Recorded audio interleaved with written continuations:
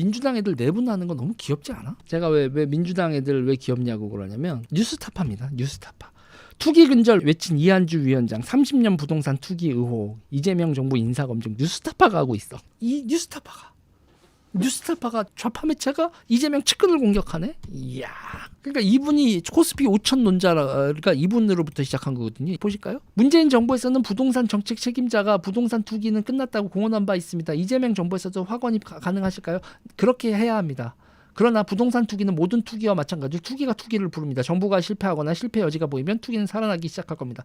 이때 정부는 확실한 의지를 갖고 이야기해야 하는데 특히 중요한 것은 경제 운영 전반에 걸쳐서 의지, 집값 공급에 대한 의지, 뭐 이런 것만 투기가 살아날 여지는 없을 거라고 생각합니다. 그럼에도 투기가 나타날 가능성 얼마든지 있습니다. 뭐 이렇게 얘기를 하는데 코스피 5천 얘기를 계속 코스피 5천을 얘기하고 있는. 오늘 이제 이스라엘 폭격하면서 전 세계 주가가 다 박살나면서 지금 미국장은 어떻게 됐나? 이한주 민주연구원장 코스피 5천 임기 내 가능하다. 막 이런 얘기를 하고 있죠. 이분이 지금 저격을 당했습니다. 그래서 정책실장 한다고 얘기했었거든요. 그래서 이제 부동산 문제나 뭐 이런 코스피 문제 얘기 나오면서 이런 걸 다 총괄하는 게 정책실장이니까 이런 얘기가 나왔는데, 그러니까 이 정부는 인수위원회가 없이 시작됐잖아요. 탄핵당하고 나서 정부라 인수위원장이 없는데, 그래서 지금 오늘도 오광수 민정수석 날라갔죠. 차명계좌 어쩌고저쩌고 이거는 실드가 안 된다 그러면서 인사 검증을 해야 되는 민정수석이 이런 문제가 있어? 결국 날렸어요. 오광수를. 이 지금 국정기획위원장 이한주가 먹은 이 국정기획위원장이 무슨 자리냐면요, 인수위원장 자리예요.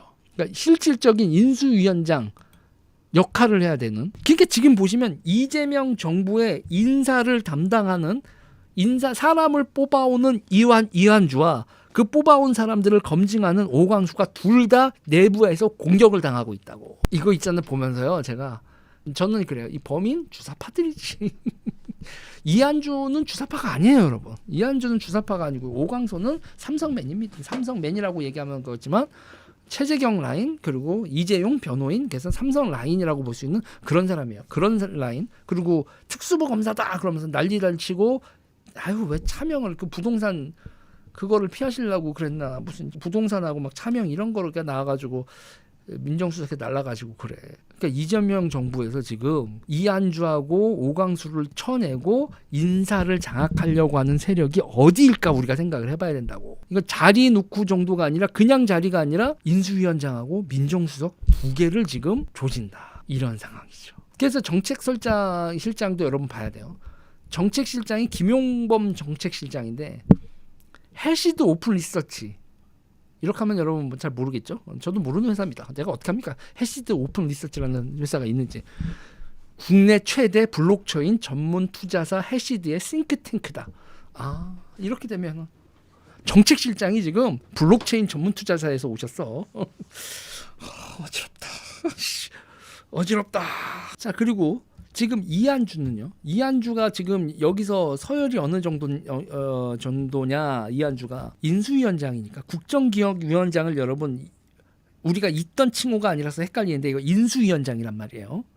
그러면 간단하게 생각하면 뭐다? 넘버 2예요. 지금 이한주가 이재명 정부의 넘버 2인데 뉴스타파가 조지는 거야. 뉴스타파가 이재명 정부의 넘버 2를 조진다. 그런데 이한주의 문제, 세력이 없다. 이재명하고의 관계가 깊지, 이 사람을 이한주를 서포팅할 수 있는 세력은 갸우뚱. 그리고 지금 이한주의 부동산 문제 있잖아요. 이 뉴스타파가 제기한 문제는 이미 있잖아요. 이미 민주당 대선 경선에서 나왔던 겁니다. 민주당 대선 경선 2022년 대선 경선 때 그때 이한주가 그래서 이재명 캠프의 정책본부장이었는데 이 공격을 받고 물러났어요.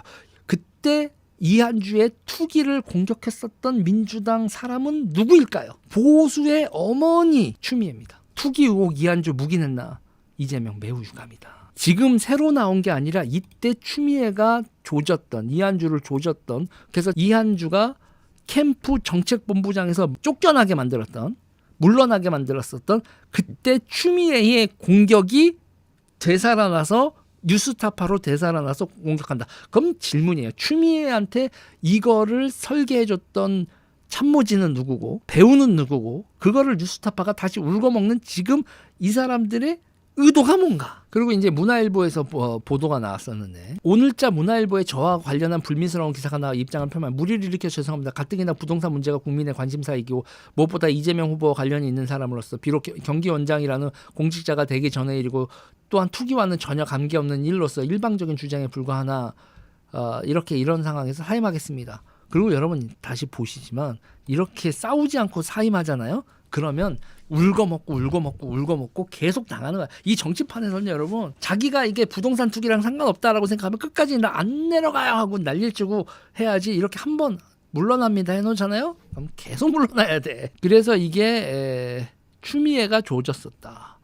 그래서 그때 그 토론회에서 이낙연은 대장동으로 이재명을 조지고 추미애는 이한주 부동산으로 이재명을 조졌었다. 그래서 그때 이제 그 이재명 지지율이 박살이 나고 그때 이제 맨 마지막에 이낙연이 확 지지율을 하면서 결선 투표를 간에 만에 2022년 2022년 대선을 앞두고 2021년 경선에서 그렇게 돼 있던 분기점이 됐었던 게 바로 이낙연과 추미애의 협공.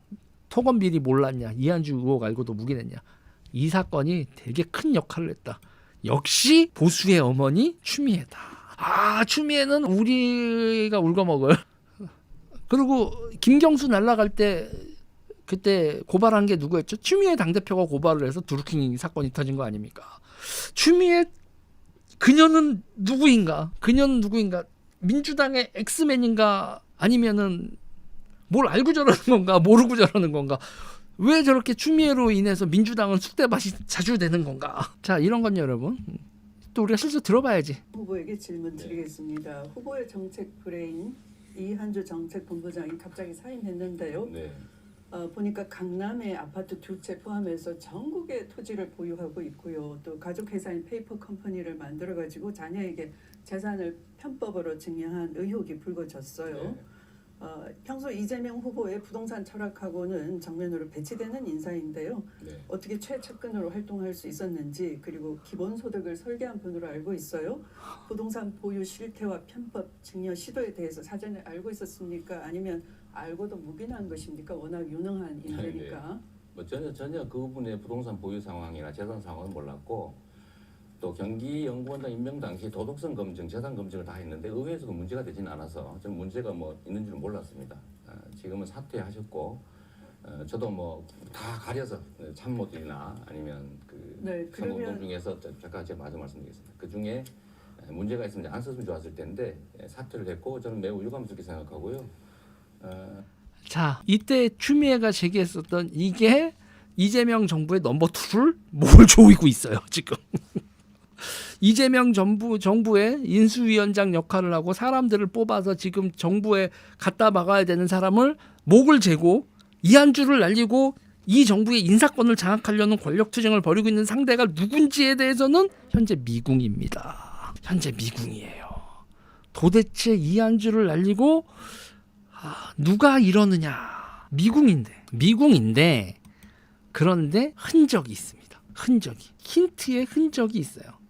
뭐냐면요. 이재명 싱크탱크 성장과 통합 활동 종료 수순 이 최종 결정 남아 있어 이렇게 얘기를 하는데 성장론 브레인 유종일 대 기본 시리즈 설계자 이한주 주도권 다툼설도 있다. 걔도 근데 유종일 그쪽에 이렇게까지 주동할 수 있을 만큼 힘은 없는 거고. 그래서 현재로서는 여러분들도 제보 부탁드립니다. 제보 부탁드리고 일단 이재명 정부의 파워게임 재밌네. 파워게임 재밌다.